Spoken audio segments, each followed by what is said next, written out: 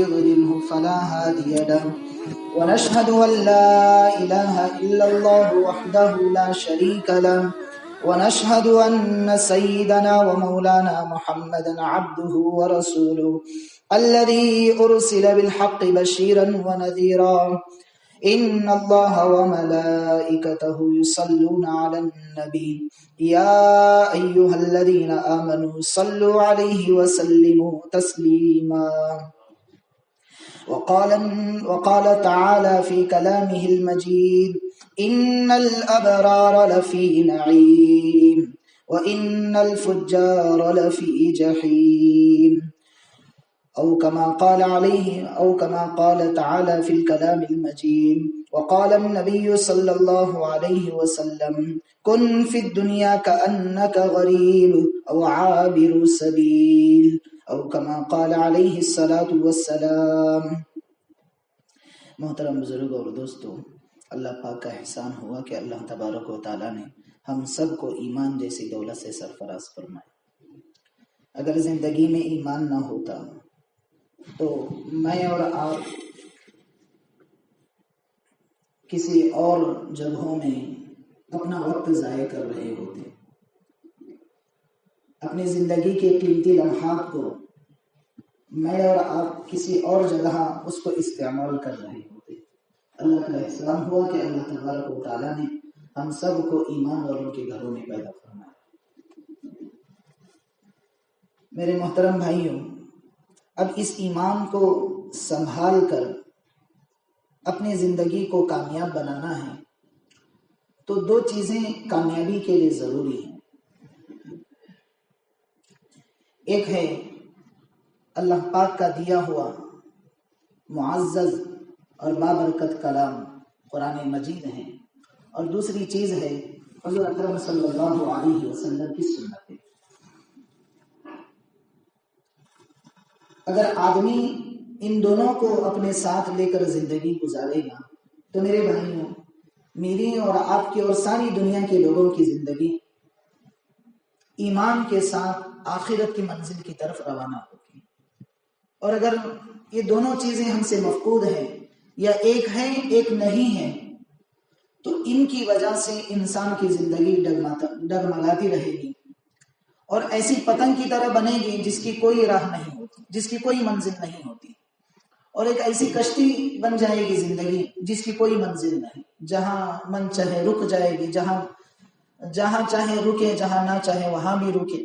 تو اس طرح سے میرے بھائیوں، ان دونوں چیزوں کے چھوڑنے کی وجہ سے یا ایک چیز کے چھوڑنے کی وجہ سے میری اور آپ کی زندگی کی قیمتی لمحات ضائع ہو جائے گی۔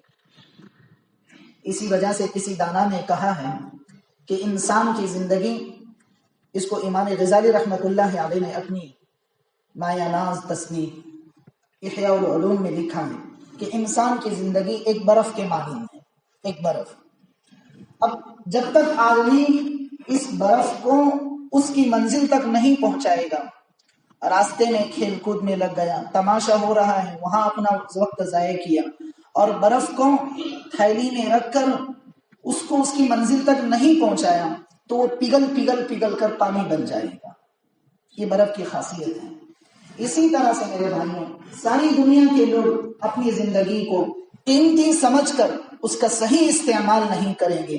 تو جس طرح سے ایک برف کی اس کی خاصیت یہ ہے کہ اس کو صحیح چیز میں استعمال نہ کرنے کی وجہ سے وہ پگھل کر ختم ہو جاتا ہے، اسی طرح سے میرے عزیزوں، میری اور آپ کی زندگی اگر صحیح رخ پر نہیں گزرے گی، صحیح معنی میں اس کا استعمال نہیں ہوگا، اللہ اور اس کے رسول کی دی ہوئی تعلیمات پر عمل نہیں ہوگا، تو میرے بھائیوں، جس طرح سے ایک برف پگھل کر ختم ہو گیا، اس طرح سے میری اور آپ کی زندگی بھی ایک دن ختم ہو جائے گی۔ نتیجہ کیا نکلے گا؟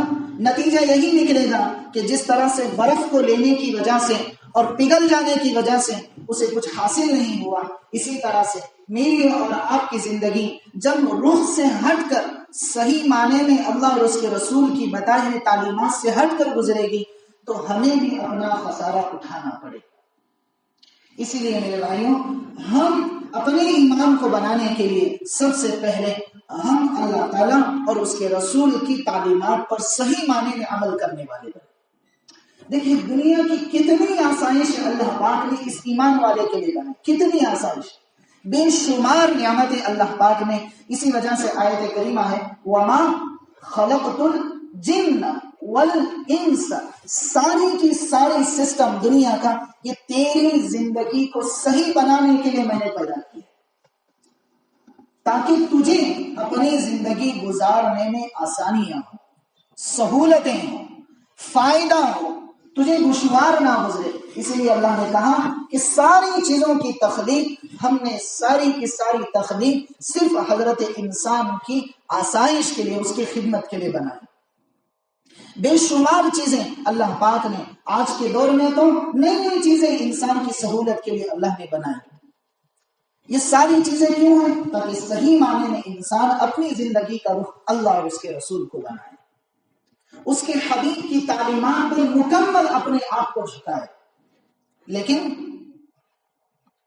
موجودہ دور میں لئن شکرتم لازیدنکم ولئن کفرتم ان عذابی لشدید، اس آیت کا صحیح مصداق آج کا دور بن رہا ہے، آج کا مسلمان بن رہا ہے کہ جو آسائشیں، جو نعمتیں، جو راحتیں اللہ نے انسان کو دی تاکہ اپنی زندگی کو صحیح معنی میں گزارنے والا بن جائے، لیکن میرے بھائیوں اپنی مادیت کے نشے میں وہ اتنا غرور ہوا کہ اسے پتا بھی نہیں ہے کہ حلال ہے یا حرام.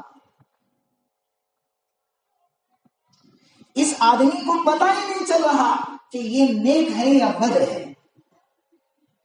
یہاں پھر میرے اور آپ کی اور ساری دنیا کے لوگوں کی زندگی کی گاڑی ڈگمگانا شروع کر دی تھی.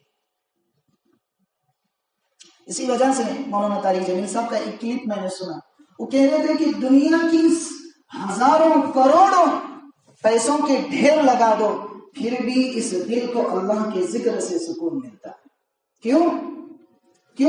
کیونکہ اللہ نے بنایا ہی ایسا ہے کہ سارا سسٹم تیری خدمت کے لیے، تو ان کے لیے نہیں ہے. اسی وجہ سے کہتے ہیں کہ ہمارے حضرت بار بار ہمیں کہا کرتے تھے بچوں، ہائے پیسہ، ہائے مال، ہے دولت، ہائے گاڑی، ہائے بنگلہ نہ کہا کرو، ہمیشہ اپنی زبانوں پر سواد لایا کرو، ہمیشہ اپنی زبانوں پر ایک اللہ اللہ کی رٹ لگایا کرو اور کہا کرو ہائے اللہ، ہائے اللہ، ہائے اللہ. لیکن میرے بھائیوں آج مادیت کا دور اتنا آدمی کو مضبوط کیا، اتنا دل برداشتہ سے باہر ہو گیا کہ آدمی صرف اور صرف اپنی زندگی کو یہ سمجھ کر گزار رہا ہے کہ 60 سال کی زندگی، 50 سال کی زندگی یہ صرف کیوں ہے؟ تاکہ میں گھر بناؤں، بینک بیلنس بناؤں، گاڑی لوں اور اچھی آسائش کی زندگی گزاروں اور اسی طرح قبر کے حوالے ہو جاؤں.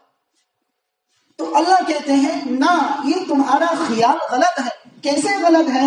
افحسبتم انما خلقناکم عبثا وانکم الینا لا ترجعون فتعالى الله الملك الحق لا الہ الا هو رب العرش الكریم ومن يدعو مع الله الها آخر لا برهان له به فانما حسابه عند ربی انه لا يفلح الكافرون. یہ تو کافروں کے خیالات ہیں کہ 60 سال کی زندگی گزار کر پھر قبر کے حوالے ہو جانا ہے، پھر دوبارہ زندہ نہ. اللہ کہتے ہیں لا اقسم بیوم القیامہ ولا اقسم بالنفس اللوامہ ایحسب الانسان ان لن نجمع عظامہ بلا قادرین علی ان نسوی بنانا بل یرید الانسان لیفجر امامہ. کہ قرآن کی بار آیتوں سے اللہ پاک ذہن سازی کرتے ہیں کہ ان کافروں اور فجروں کی طرح تمہارا حشر نہیں ہے بلکہ تمہیں موت کے بعد دوبارہ اٹھانا ہے اور ہر نیک یا بد کا اس کا حساب چکانا. جب یہ تصور میرے بھائیوں میری زندگی، آپ کی زندگی، ساری دنیا کے لوگوں کی زندگی میں آئے گا تو پھر میرے بھائیوں قدم بھی زندگی کا پھونک کر رکھے گا. زندگی کا قدم اور زندگی کی سانسیں وہ پھونک کر اپنا قدم رکھے گا. اپنے آپ کو اللہ اور اس کے رسول کے حکموں کے تابع بنا کر اپنی زندگی کو گزارنا شروع کرے گا. وہ چاہے پھر رات کے اندھیرے ہو یا دن کا اجالا ہو یا پھر وہ کہیں پہاڑ کی چوٹی میں جا کر بیٹھا ہو یا پھر آزاد ہو، وہ کبھی گناہوں کا تصور اپنے خیالات میں نہیں ڈالے گا. کب؟ جب اس کو یہ خیال ہو کہ مجھے اپنے اللہ کے سامنے کھڑا ہونا. جب یہ خیال نکل جاتا ہے تو میرے بھائیوں زندگی کا ڈگر، زندگی کی گاڑی اپنے راستے سے ہٹ جاتی ہے، پھر ادھر ادھر منہ مارنا شروع ہو جاتا ہے. اسی لیے میرے بھائیوں ہم پہلے اپنی زندگی کو اللہ اور اس کے رسول کے حکموں کی تابع کریں، اپنی زندگی کو اس کے رسول کی، اس کے حبیب کی اور اللہ کے تابع بنا کر اپنی زندگی کا ایک ایک لمحہ قیمتی سمجھ کر گزاریں. کیا کیا اللہ نے نہیں دی، کیا کیا حضرت انوی کے متعلق میں نے سنا تھا اور پڑھ بھی لیا تھا حضرت کے خطبات میں کہ ٹھنڈا پانی بنانے کے لیے پہلے گاڑا کھودا جاتا، پھر اس میں مٹکا اندر رکھا جاتا، پھر اس کو اوپر سے پیک کیا جاتا، پھر روزانہ اس کو تھوڑا تھوڑا پانی سائڈ سے ڈالا جاتا، تب جا کر مٹکے میں پانی ٹھنڈا ہوتا. لیکن آج کا سسٹم اللہ نے کیا، فریج دے دیے، 40 50 60 لاکھ 1.5 لاکھ 2 لاکھ تک کے فریج آپ کو آج دیے ہیں. یہ سارا سسٹم کیوں دیا؟ 10 منٹ میں آپ کے لیے برف تیار ہے، 10 منٹ میں آپ کے لیے ٹھنڈا پانی مہیا ہے، 5 منٹ میں آپ کے لیے برف کے ڈیلے بنا کر پیش کیے جائے. یہ کیوں دیا؟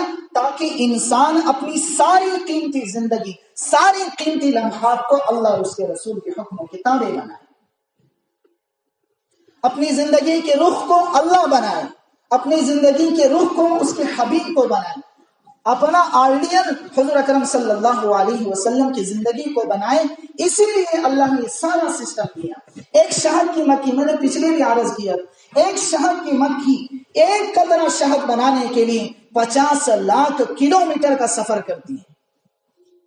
ایک شہد کی مکھی اتنا قطرہ شہد بنانے کے لیے 50 لاکھ کلومیٹر کا سفر کرتی ہے. یہ کیوں؟ یہ میرے اور تیرے اور ساری دنیا کے لوگوں کی خدمت کے لیے اللہ نے بنایا. لیکن اسے کیا کہا؟ تو اللہ کے حکم کے تابع بن کر چل، تجھے اس کے رسول کے حکموں کے تابع بن کر زندگی گزارنی ہوگی. تو میرے بندے تو تصور بھی نہیں کرے گا کہ کائنات کے سارے خزانے تیرے قدموں میں ڈالوں گا. یہ روم اور یہ فارس یہ اس وقت تک سپر پاور تھے، لیکن حضرت عمر کے دور خلافت میں جب روم اور فارس فتح ہوئے تو روم اور فارس کے کنگن بیت المال کے مال میں آ کر گر گئے. حضرت عمر جا رہے ہیں، جاتے جاتے روم کے بادشاہ کا تاج حضرت عمر کے پیر کو لگ گیا، کیونکہ بیت المال بہت سارا جمع تھا.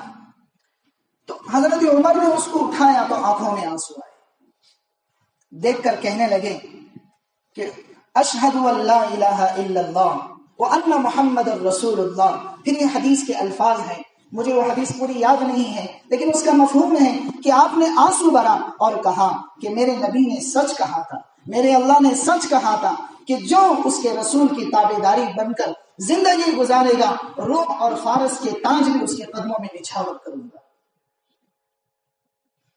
پھر حضرت عمر نے اعلان کیا، مدینے مسجد نبوی کے ممبر پر کھڑے ہو کر اعلان کیا، جو اللہ اور اس کے رسول کی زندگی، جو اللہ اور اس کے رسول کی زندگی، جو اللہ اور اس کے رسول کی زندگی کو فالو کرے گا، ان کے پیچھے چلے گا، اللہ دنیا کے سپر پاور کو بھی تمہارے قدموں میں بچھائے گا. یہ حضرت عمر کا اعلان ہے. اور میرے بھائیوں جیسے جیسے حالات، جیسے جیسے دور گزرتا گیا، آنے والے حالات نے، دور نے یہ ثابت کر کے دکھایا کہ جنہوں نے اپنی زندگی کو اللہ اور اس کے رسول کے حکموں کے تابع کیا، میرے بھائیوں سمندر نے بھی ان کو راستہ دکھایا، جنگل کے جانوروں نے بھی انہیں راستہ دکھایا، جنگل کے زہریلے کیڑوں نے بھی ان کے لیے شفا کا کام دیا ہے، درندے اور چرندوں نے بھی ایسے لوگوں کے لیے دعائیں کی ہیں. لیکن جو باغی بنتا ہے، اللہ کا نافرمان بنتا ہے، اس کے حبیب کی زندگی کے خلاف زندگی گزارتا ہے، تو میرے بھائیوں پھر زندگی کا رخ اللہ پاک پھیر کر حالات کے تھپیڑوں میں گزارنا شروع کر دیتے ہیں. اسی لیے حدیث قدسی ہے کہ تو میری طرف ایک قدم آ، میں تیری طرف دوڑ کر آؤں گا. کیا مطلب؟ کہ تم ایک مرتبہ یہ دل سے اقرار کر لیں کہ میری زندگی کی ڈگر کو چلانے والے اللہ ہیں، یہ زندگی میں بنا لے اور اپنے آپ کو اللہ اور اس کے رسول کے حکموں کے تابع کر، پھر دیکھ تیری زندگی میں مزے ہی مزے ہیں. اگر تو اس سے ہٹ گیا تو کروڑوں اربوں پتی بھی بن جائے گا، پھر بھی دل سکون سے خالی رہے گا۔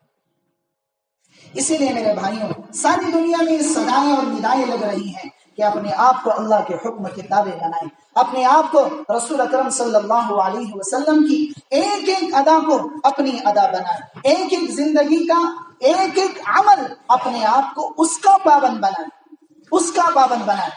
اب یہ ایکٹر آپ کو کچھ دیتے نہیں ہیں، وہ تو ناچتے ہیں، وہ گاتے ہیں، وہ پیتے ہیں، وہ سوتے ہیں، وہ نشے بازیاں کرتے ہیں، وہ نئے نئے فیشن بناتے ہیں، تو آپ ان لوگوں کو فالو کرو گے تو میرے عزیزوں اس کی زندگی تو دیکھیں، وہ کتنے لوگوں کا دل دکھایا ہوگا، کتنی بہنوں کی عزتیں لوٹا ہوگا، کتنے گھروں کو آپ برباد کیا ہوگا، پھر جا کر وہ آج اس منزل پر کھڑا ہے۔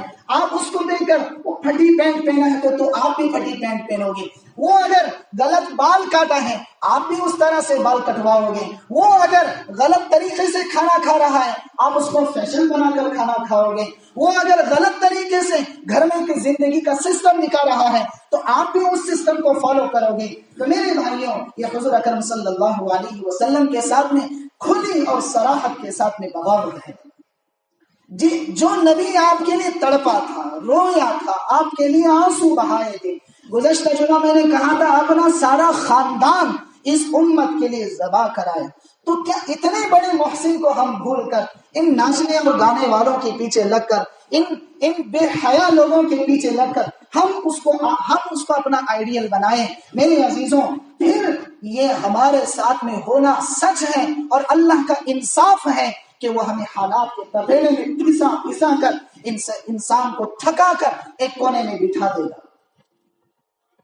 اسی لیے میرے بھائیوں، ہم اپنے آپ کو اس کے رسول کے حکموں کے تابع بنا کر اب کیا ہوتا ہے، ہر ہفتے ہم ایک نیا مضمون پیش کریں، پھر بھی آئندہ ہفتہ جب آئے وہی سسٹم نظر آئے، پھر ایک نیا مضمون پیش کریں، آئندہ ہفتے پھر وہی سسٹم نظر آئے، پھر ایک نیا مضمون پیش کریں، پھر آنے والا ہفتہ وہی نظارہ دکھائے۔ تو میرے بھائیوں، کہنے والا بھی اندر سے نا امید، نعوذ باللہ، اللہ کی ذات سے نا امیدی تو منع ہے، کفر ہے، لیکن انسان ہے، امیدیں ہار جاتا ہے، دل برداشتہ ہو جاتا ہے، پھر ایک نیا مضمون بنانے کے لیے اس کا دل نہیں چاہتا ہے۔ اس لیے میرے بھائیوں، جو باتیں یہاں کہی جاتی ہیں یہ میرے لیے، آپ کے لیے، ساری بستی کے لیے، ساری بستی کے لوگوں کے لیے، ساری دنیا کے لیے فائدے کی باتیں ہیں کہ ہم اپنے آپ کو اللہ اور اس کے رسول کے حکموں کے تابع بنائیں۔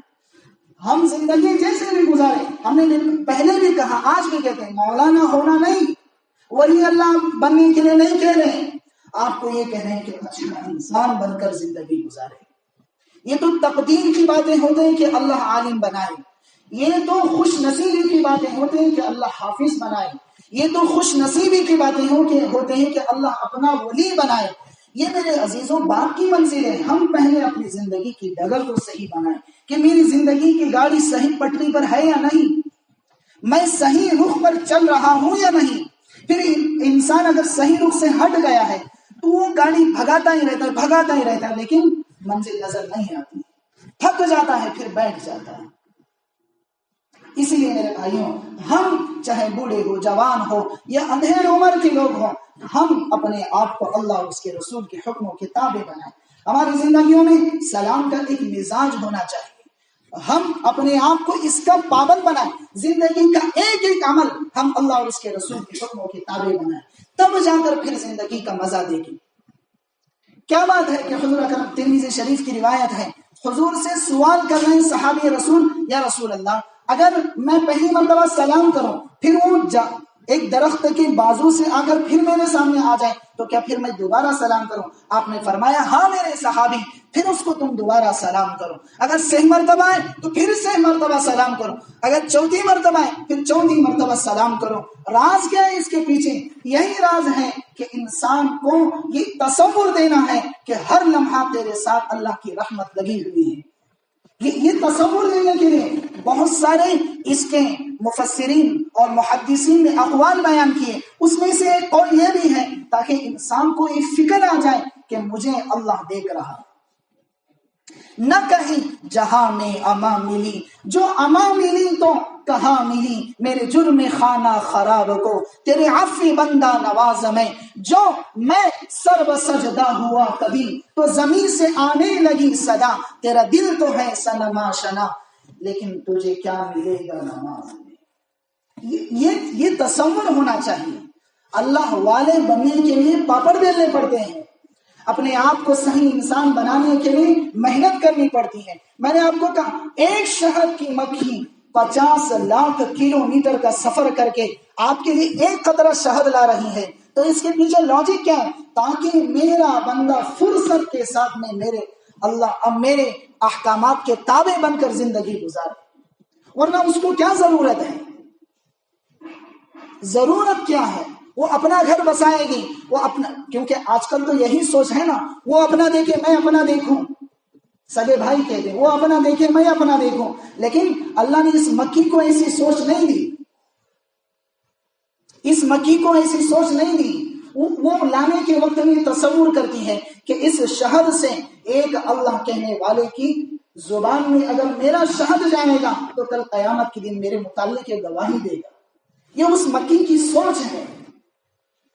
لیکن میرے بھائیوں، آج ہم اس تصور سسٹم کو بھول کر اللہ اور اس کے رسول کے حکموں کی تابع اگر گزارنا شروع کر، یہ کیسا سسٹم اور فلسفہ ہے کہ گانوں میں لذت آتی ہو، قرآن سننے کے لیے جینا چاہتا ہو، نعتیں سننے کے لیے آپ کا دل نہ چاہتا ہو، گانے ہی میں آپ جھومتے ہو، گانے ہی میں آپ دوڑتے ہو، بھیڑ باجا بجایا جائے تو آپ کے اندر ایک ہوش آتا ہو. تو میرے عزیزوں، مجھے بھی، آپ کو بھی، اور ساری دنیا کے لوگوں کو اس فکر کی لمحہ فکریاں ہیں کہ میں کیوں ایسی زندگی بنا گیا.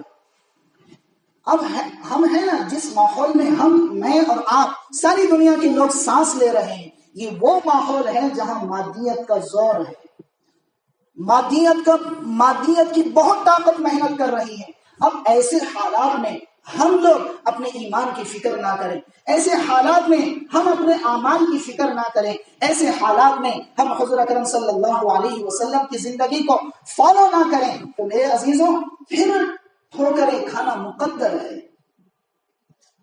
زندگیوں سے سکون کا ختم ہو جانا مقدر ہے. کیوں؟ اللہ کا اعلان ہے، میرے حبیب ان سارے لوگوں سے کہہ دو اگر یہ تیرے ہاتھ پر بیعت کرتے ہیں، اگر یہ تجھے مانتے ہیں، تیرے تابع ہو کر زندگی گزارتے ہیں، تو ان سب سے کہہ دو. یعنی صحابہ مخاطب تھے، لیکن صحابہ کے ذریعے سے ساری امت مخاطب ہے کہ وَكُلًّا وَعَدَ اللَّهُ الْحُسْنَى، کہ ہم ہر ایک سے وعدہ کرتے ہیں کہ ہر ایک کو جنت دیں گے. اگر اس کے خلاف ہے تو ہم پھینک دیں گے جہنم. ہمیں کوئی ضرورت نہیں ہے، ہمیں کسی کے اسلام کے ایمان کی کوئی ضرورت نہیں ہے. اس لیے میرے بھائیوں، یہ کہنا، یہ سننا، یہ بولنا، یہ ہر ہفتے آپ کے سامنے چند باتیں بیان کرنا، یہ کیوں ہے؟ تاکہ میں اپنی زندگی بنا کر، اپنے آپ میں گم ہو کر، اپنے آپ کو اپنے من میں ڈوب کر پا جا سراغ زندگی. تو اپنا نہیں بن، تو میرا نہیں بنتا تو نہ بن، اپنا تو بن. اس شعر کے ہم لوگ برابر مخاطب ہو کر اپنی زندگی کو گزاریں. یہ ایسے ہی نہیں کہا گیا. یہ کیوں کہا؟ کیونکہ مادیت کا دور موجودہ حالات میں بہت ہے. اب مادیت کیا ہے یہ میرے لیے بھی وقت نہیں ہے، آپ کے پاس بھی وقت نہیں ہے کہ آپ کو کون سی مادیت کا سسٹم آپ کے سامنے پیش کرے. لیکن میرے بھائیوں، مختصر یہ ہے، اور زیادہ کہنے سے کم کہنا یہ ہے کہ میں اور آپ اور ساری دنیا کے لوگ ایک اللہ اور اس کے رسول کے حکموں کی تابع بن کر اپنی زندگی کو گزاریں. جب صحیح معنی میں زندگی گزرے گی تو میرے بھائیوں، دنیا کی ساری راحتیں اللہ آپ کے قدموں میں نچھاور کریں گے. سمندر بھی آپ کا حکم مانے گا. حضرت عمرو بن عاص گورنر بنے ہیں، مصر کے گورنر بنے ہیں. مصر میں یہ سسٹم تھا کہ ہر سال ندی سوکھ جاتی تھی. پھر وہ ان کے بستی میں ماحول تھا کہ جب تک ایک نئی دلہن کو سجا بجا کر اس کو جب تک اس سمندر میں ڈبوتے نہیں تھے تب تک سمندر کا پانی اوپر نہیں آتا تھا. ایک شیطانی حرکتیں تھیں، شیطانی تصورات تھے، شیطانی تسلط تھا. تو حضرت عمرو بن عاص نے حضرت عمر بن خطاب رضی اللہ عنہ کو خط لکھا کہ حضرت یہ یہاں کا سسٹم ہے اور مجھے سمجھ میں نہیں آ رہا ہے کہ کیا کروں، کیونکہ اسی سال گورنر بن چکے تھے. تو حضرت عمر نے کہا اچھا ٹھیک ہے، میں خط بھیج رہا ہوں. وہ بذات خود نہیں گئے، خط بھیجا. خط کیا بھیجا؟ اپنے آپ کو لکھا کہ میں محمد صلی اللہ علیہ وسلم کا غلام عمر بن خطاب کہہ رہا ہوں۔ پھر نیچے لکھا کہ اگر تو اللہ کے حکم سے چلتا ہے تو چلنا شروع کر، اگر تجھ پر شیطانی تسلط ہے تو تیرا چلنا ہمارے لیے فائدہ نہیں ہے، تو بند ہو جا۔ یہ قصہ کہہ رہے ہیں، یہ قصے کہہ رہے ہیں، گھر کی بیوی سے نہیں، گھر کے بچوں سے نہیں، آپ کے دوستوں سے نہیں، سمندر سے کہہ رہے ہیں، سمندر سے۔ اور ہیں کہاں؟ مدینے میں، خط لکھ رہے ہیں کہاں؟ مصر۔ کتنا لمبا فاصلہ ہے، لیکن جیسے ہی حضرت عمرو نے خط کو ڈالا، صبح ہوتے ہوتے ہوتے 16 ہاتھ زیادہ پانی ہو کر بہنا شروع کیا۔ 16 ہاتھ ایک خط سے۔ اور میرے بھائیوں، سگا بیٹا سگے باپ کی ماننے کے لیے تیار نہیں، باپ کے پاس اتنی فرصت نہیں، بول بول بول بول کر تھک گئے کہ جمعہ کے دن مغرب سے پہلے کچھ دیر پہلے آ کر 10 منٹ درود شریف کا اہتمام کر کے اپنے آپ کو اپنے بچوں کے لیے، اپنی بیوی کے لیے، اپنے پریوار کے لیے، اپنے دوستوں کے لیے، اپنے محلے کے لیے، اپنی بستی کے لیے دعائیں مانگو، قبولیت کا وقت ہے، یہ کہہ کر تھک گئے اور تھک کر بولنا چھوڑ دیا۔ پھر بھی ہم لوگ مسجد کی طرف رخ نہ کرتے ہو، اذان ہو رہی ہو کٹے پر بیٹھ کر گانے بجاتے ہو، اذان ہو رہی ہو پھر بھی آرام سے بیٹھ کر ٹی وی دیکھتے ہو، اذان ہو رہے ہو ہماری بہن کے ہاتھ سے پکانے کا چمچ نہ چھوڑتا ہو، اذان ہو رہی ہو پھر بھی ٹی وی کے سامنے دیکھ کر آپ اپنے گھر کا پکوان پکواتے ہو، تو کہاں سے برکتیں آئے گی؟ کہاں سے راحتیں آئے گی؟ کہاں سے زندگیوں میں برکتیں آئے گی؟ میرے عزیزوں، وہاں سمندر حضرت عمر بن خطاب کے خط سے 16 ہاتھ بہنا شروع کیا۔ ہواؤں نے حضرت عمر کا پیغام بھیجا، یا ساری الجبال، پہاڑ پر چڑھ رہے تھے، پیچھے سے لشکر ہے دشمن کا، حضرت عمر خطبہ دے رہے ہیں جمعہ کا، وہاں پر بیٹھ کر انہوں نے اتنی دور کے فاصلے کا منظر دیکھا اور کہنے لگے، او میرے قافلے والوں، پیچھے مڑ کر دیکھو حملہ ہو رہا ہے۔ جب انہیں لگا کہ کچھ آواز، جیسے ہی پیچھے مڑا تو سامنے ایک بہت بڑا لشکر تھا۔ پھر وہاں جنگ ہوئی، ان صحابہ کو فتح ہوئی، پھر انہیں پتا چلا کہ ہواؤں کے دوش پر حضرت عمر کی زبان سے نکلے ہوئے الفاظ ہم تک پہنچے۔ ہوا نے حکم مانا۔ میرے عزیزوں، 22 یا 23 مقامات قرآن کریم میں ایسے ہیں کہ جہاں حضرت عمر کی رائے پر اللہ نے آسمانوں سے آیتیں اتاری ہیں۔ یہ ہم جیسے ہی تو انسان تھے، یہ بھی تو آدمی تھے، کوئی جنات کوئی فرشتے تو نہیں تھے، یہ بھی تو ہماری طرح لوگ تھے۔ لیکن میرے بھائیوں، بولیاں جا رہی ہیں، تیل ہاتھ سے گر گیا، زمین نے سارا تیل چوس لیا، وہ صاف ہو گیا، تو وہ بڑھیا بیٹھ کر رونے لگی۔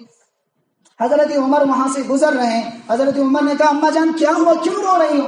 کہنے لگی، میرا تیل گر گیا ہے اور زمین نے سارا تیل چوس لیا ہے، اب مجھے میرا تیل واپس چاہیے۔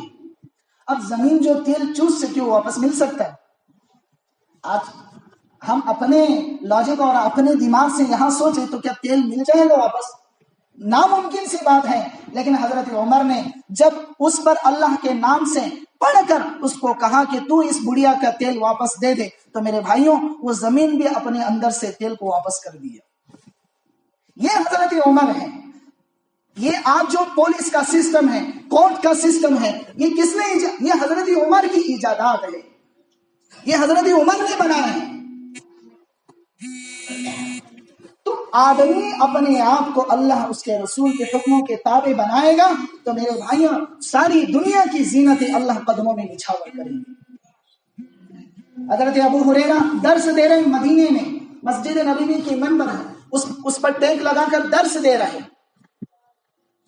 تو ایسے کتان کا کپڑا تھا، کتان بہت مہنگا کپڑا ہوتا ہے، تو اس کپڑے سے لے کر ناک صاف، پھر اس کو پھینک دیا، پھر تھوڑی دیر ہوئی، پھر ایک نیا کپڑا لیا، پھر اس کو صاف کیا، اس کو پھینک دیا، پھر تھوڑی دیر ہوئی، پھر نیا لیا، پھر صاف کیا، اس کو پھینک دیا۔ تو سامنے شاگرد بیٹھے ہوئے تھے، انہوں نے کہا، اتنا مہنگا کپڑا اس سے یہ ناک صاف کر رہے ہیں؟ ان کے دماغ میں یہ سوال آیا۔ تو اللہ والے تھے، صحابی رسول تھے، تو انہیں فوراً ہی اس بات کا احساس ہوا، تو کہنے لگے، جو محمد الرسول اللہ کے غلامی کو غلامی بنا کر زندگی گزارے گا تو قیصر و کسریٰ کے تاج بھی اللہ تمہارے قدموں میں نچھاور کریں گے۔ کپتان کا کپڑا کوئی بات نہیں، یہ تو 200 دینار کا ہے یا 2 لاکھ دینار کا ہے، اس کی کوئی حیثیت نہیں، قیصر اور کسرا، کیا مطلب؟ اس زمانے میں سپر پاور تھے، تو ہم اس کو فٹ کریں گے کہاں؟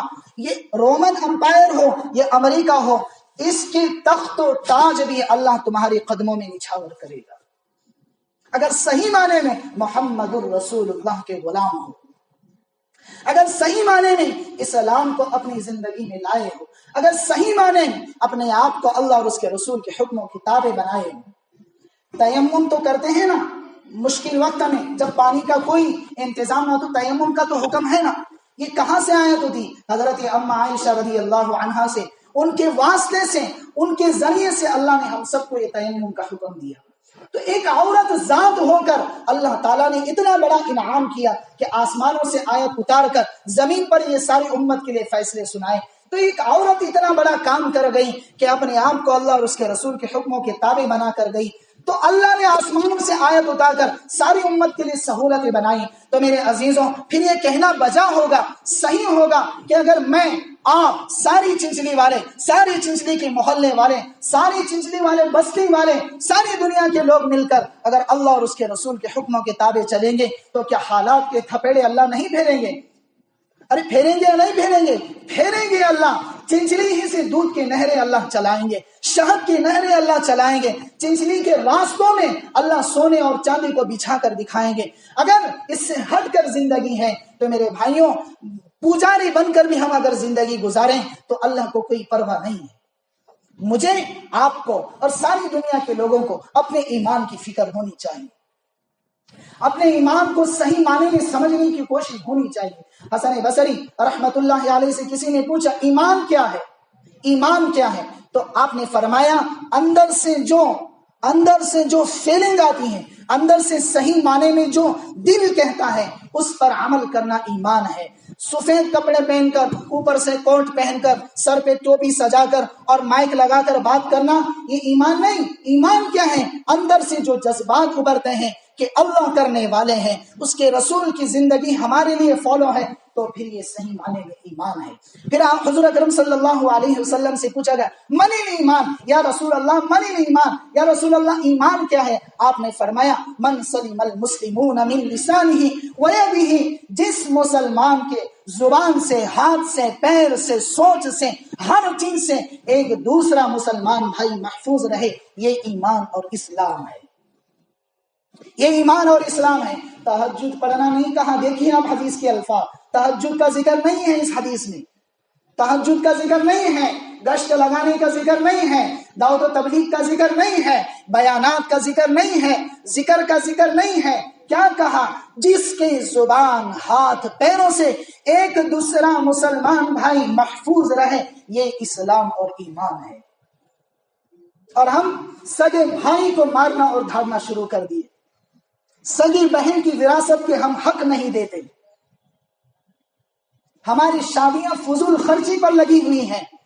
ایک غریب کی بچی چادر اوڑھ کر اپنے آنسو بہاتی ہو اور ایک فضول خرچیات کے ساتھ میں اپنا بینڈ باجا نکالتا ہو، تو میرے عزیزوں پھر یہ حالات کے تھپیڑے ہمیں پیغام دیتے ہیں کہ اللہ ناراض ہو چکے ہیں، اللہ اس امت سے روٹھ چکے ہیں۔ اس اللہ کو منانے کے لیے، اللہ کو اپنا بنانے کے لیے میرے بھائیوں، یہ حضور اکرم صلی اللہ علیہ وسلم کی ساری زندگی ہمارے سامنے کھلی کتاب کی طرح رکھی ہوئی ہے۔ اب یہ کہ مولانا لوگ پرانی باتیں کرتے ہیں، 1400 سال پہلے کی باتیں کرتے ہیں، یہ دور چلا رہے ہیں، چلانے والے چلا رہے ہیں۔ میرے عزیزوں، ہم کوئی آپ کے مخالف نہیں، نہ کوئی عالم، نہ کوئی حافظ، نہ کوئی مفسر، نہ کوئی محدث آپ کے مخالف نہیں۔ آپ کی زندگی کے مالک ہیں، میں میری زندگی کا مالک ہوں، مجھے میرے اللہ کے سامنے کھڑا ہونا ہے، آپ کو بھی آپ کے اللہ کے سامنے کھڑا ہونا ہے۔ لیکن میرے عزیزوں، یہ قرآن اور حدیث کی چند وہ باتیں ہیں جس کے ذریعے سے میں اپنی زندگی کی ڈگر کو صحیح چلا سکتا ہوں۔